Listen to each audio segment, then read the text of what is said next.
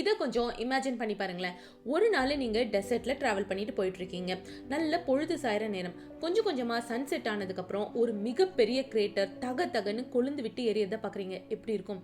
இது ஒரு ஹாரர் மூவிலையோ இல்லை சூப்பர் நேச்சுரல் மூவியில் வர சீன் கிடையாதுங்க. இது ஒரு ரியலான பிளேஸ் தான். இன்னைக்கு இந்த பிளேஸை பற்றி தான் நம்ம பார்க்க போகிறோம். இது காஃபி ஜிட்டர்ஸ். நான் உங்கள் பிரியா. வாங்க வீடியோக்குள்ளே போகலாம்.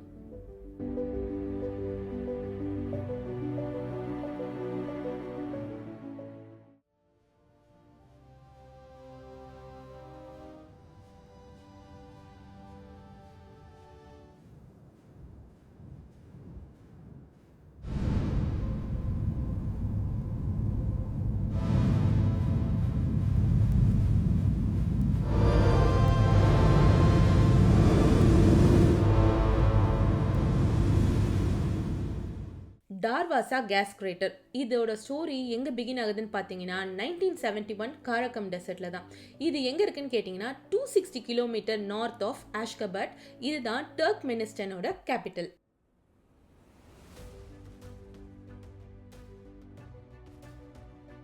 சோவியட் ஜியாலஜிஸ்ட் 1971ல் இந்த காரகம் டெசர்ட்டில் ஒரு ட்ரில்லிங் ப்ராஜெக்ட் ஒன்று மேற்கொள்கிறாங்க.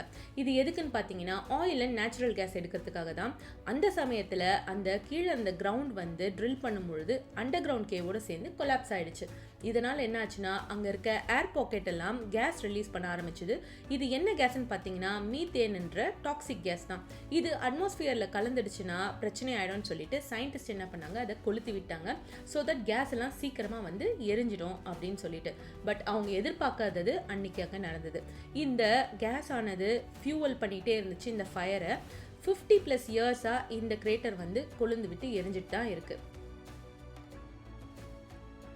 இதில் ஒரு இன்க்ரெடிபிளான விஷயம் என்னன்னு பார்த்தீங்கன்னா ஹண்ட்ரட்ஸ் ஆஃப் கேஸ் பாக்கெட்ஸ் இருக்கும்னு சொன்னல இந்த கிரேட்டரில். இதுலேருந்து வர ஃப்ளேம்ஸ் எல்லாம் அழகாக டான்ஸ் ஆடுற மாதிரி இருக்குமா இந்த கிரேட்டர் ஃப்ளோரில். இதை பார்த்த டூரிஸ்ட்லாம் என்ன சொல்கிறாங்கன்னா பார்க்கவே ரொம்ப சர்ரியலாக இருக்குது, வேறு வேர்ல்டோடது மாதிரி இருக்குன்னு சொல்லி டிஸ்கிரைப் பண்ணியிருக்காங்க. இந்த ஹீட் வந்து ரொம்ப இமென்ஸாக இருக்கனாலையும் அந்த ஆரஞ்ச் க்ளோ அந்த கிரேட்டர் அதனால் கொடுக்கறதுனாலையும் இதுக்கு டோர் டு ஹெல்ன்னு சொல்லி இன்னொரு பேரும் வச்சுருக்காங்க.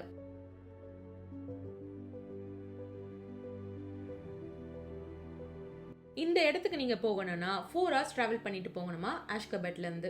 இன்னொரு இன்ட்ரெஸ்டிங் ஃபேக்ட் என்னன்னு பார்த்தீங்கன்னா மனிதர்கள் என்னைக்கு எல்லா விஷயத்தையும் அலசி ஆராயாமல் இருந்திருக்காங்க.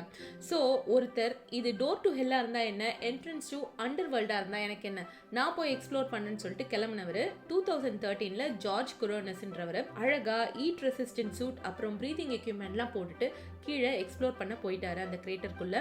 இதை ஸ்பான்சர் பண்ணது யாருன்னு பார்த்தீங்கன்னா நேஷனல் ஜியோகிராஃபி தான்.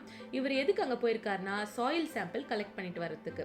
இந்த சாம்பிளை சயின்டிஸ்ட்லாம் வந்து அனலைஸ் பண்ணி பார்க்கும்பொழுது அதில் மைக்ரோபியல் ஆர்கானிசம் இருக்குன்றத கண்டுபிடிச்சிருக்காங்க. சரி, இந்த ஃபயர் ஆனது இப்போ என்னாச்சு அப்படின்னு கேட்டிங்கன்னா இது கொஞ்சம் கொஞ்சமாக ஃபேட் ஆகிட்டு இருக்குன்னே சொல்லலாம். ஏன்னா அத்தாரிட்டிஸ்லாம் என்ன பண்ணியிருக்காங்க, இந்த ஜெயண்ட் கிரேட்டர் பக்கத்தில் நிறைய அடிஷ்னல் ட்ரில்லிங் ஹோல்ஸ் எல்லாம் போட்டு இந்த கேஸை வந்து கொஞ்சம் கொஞ்சமாக கேப்சர் பண்ண ஆரம்பிச்சிருக்காங்க.